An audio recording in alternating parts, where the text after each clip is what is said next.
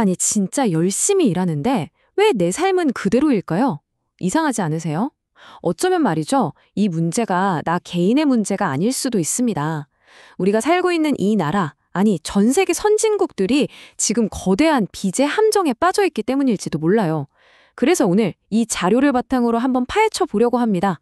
선진국 정부들이 정말 숨기고 싶어 하는 불편한 진실, 그리고 그들이 어떻게 우리 지갑을 노리고 있는지 한번 제대로 들여다보시죠.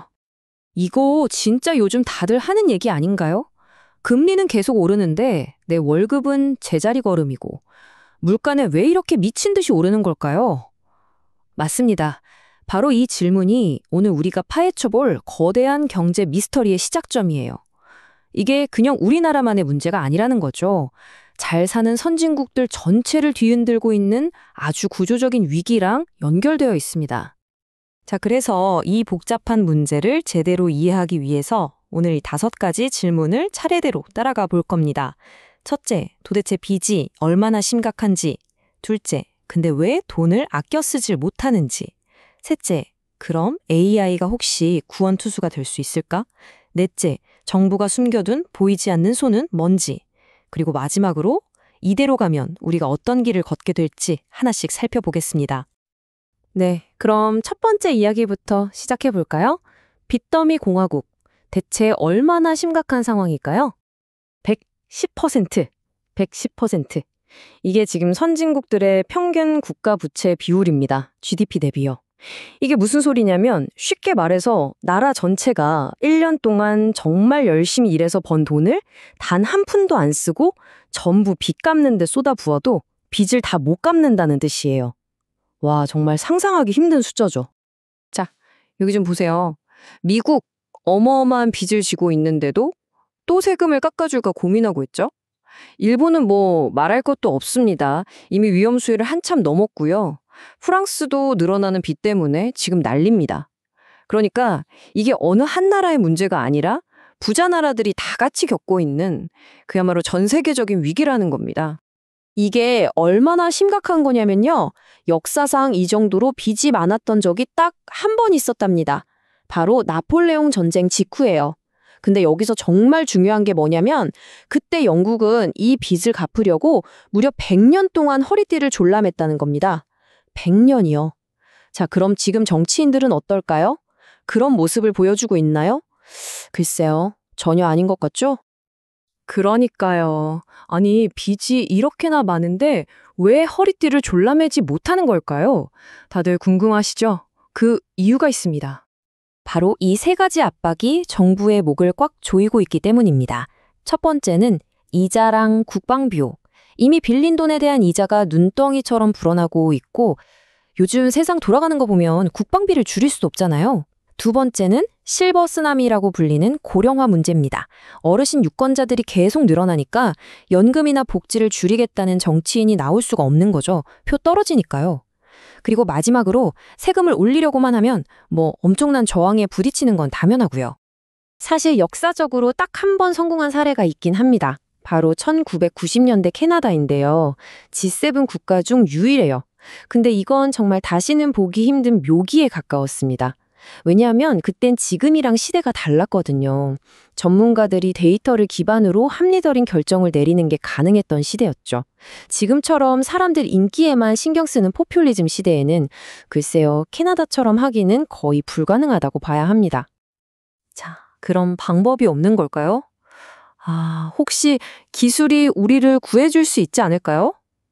요즘 다들 말하는 인공지능, AI가 이 모든 문제를 해결해줄 구원투수가 될 수 있을까요? 결론부터 말씀드리면 안타깝게도 그건 그냥 달콤한 착각일 뿐이라는 게 이 자료의 분석입니다. AI가 모든 걸 해결해줄 거라는 희망은 그저 희망사항이라는 거죠. 아니, 왜 AI가 돈을 엄청 벌어다 줄 텐데 왜 안 된다는 걸까요? 바로 이 역설 때문입니다. 자, 보세요. AI 덕분에 생산성이 높아지고 세금도 더 많이 거치겠죠. 좋은 일입니다. 그런데 문제가 뭐냐면 그만큼 연금이나 의료비 같은 복지 지출도 같이 폭발적으로 늘어난다는 거예요. 게다가 AI에 투자하느라 돈이 몰리니까 금리가 올라서 정부가 원래 지고 있던 빚의 이자 부담은 오히려 더 커지고요. 결국 이쪽 주머니로 돈을 벌어서 저쪽 주머니로 다 쏟아붓는 꼴이 되는 겁니다. 자, 허리띠 졸라매기도 안 돼. AI라는 구원투수도 없어. 그럼 이제 정부한테 남은 카드가 뭘까요?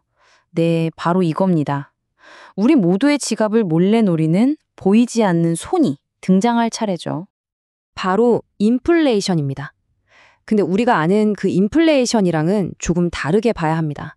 그냥 물가가 오르는 현상이 아니고요. 정부가 빚 부담을 줄이기 위해 쓰는 아주 교묘한 전략이라는 겁니다. 다시 말해 모든 국민에게 몰래 걷는 숨겨진 세금인 거죠. 이게 어떻게 작동하냐면요. 아주 간단합니다. 첫째, 정부가 돈을 마구 찍어내는 걸 그냥 내버려 둡니다. 둘째, 그럼 시중에 둘이 너무 많아지니까 돈의 가치가 떨어지겠죠. 셋째, 정부가 갚아야 할 빚의 실제 가치도 덩달아 줄어듭니다. 자, 그럼 마지막 네 번째, 이 모든 것의 대가는 누가 치를까요? 네, 바로 열심히 저축한 우리들의 돈이 휴지 조각이 되어가는 겁니다. 유명한 경제학자 케인스가 이걸 보고 부의 자위적인 재배치라고 표현했어요. 정말 정확한 말이죠. 한마디로 부의 강제 이동입니다. 돈 빌려준 사람의 돈이 돈 빌린 사람에게로, 현금만 쥐고 있는 사람의 돈이 부동산 같은 자산을 가진 사람에게로, 월급쟁이의 부가 자산가에게로 그냥 강제로 옮겨가는 겁니다. 이건 정말 공정하지 않은 게임이죠. 자, 그럼 정부가 이런 식으로 계속 인플레이션에만 의존하면 나라는 어떻게 될까요? 이걸 아주 뼈아프게 보여주는 실제 사례가 있습니다. 바로 아르헨티나의 길이죠. 믿기 힘드시겠지만 아르헨티나는 20세기 초만 해도 세계에서 손꼽히는 부자 나라였습니다. 그런데 포퓰리즘과 끝없는 인플레이션이라는 늪에 빠지면서 그냥 끝없이 추락해버렸죠. 화려했던 과거는 온데간데 없이 이제는 끊임없이 위기만 반복하는 나라가 되고 말았습니다. 이 문장이 아르헨티나의 비극을 정말 잘 보여줍니다. 사회의 경쟁이 누가 더 새로운 걸 만들어내나가 아니라 누가 권력의 줄을 서서 인플레이션 폭탄을 피하나로 바뀌어버린 거예요. 이러니 경제가 제대로 돌아갈 리가 없죠. 사회는 분열되고 활력을 완전히 잃어버렸습니다. 근데 정말 무서운 건 이겁니다. 불과 10년 전만 해도 이 아르헨티나의 길은 브라질이나 인도 같은 신흥국들한테나 하는 경고였어요. 우리는 아니야, 이랬죠. 하지만 지금은요, 이 경고가 바로 미국, 유럽, 일본, 세계에서 가장 잘 사는 나라들을 정면으로 겨누고 있다는 겁니다. 네, 그래서 우리는 지금 아주 중요한 갈림길에 서 있습니다. 우리 앞에는 완전히 다른 두 개의 미래가 놓여 있어요. 하나는 아르헨티나가 걸었던 길, 즉 인플레이션으로 모든 걸 덮으려다 결국 사회 전체가 혼란에 빠지는 파멸의 길입니다.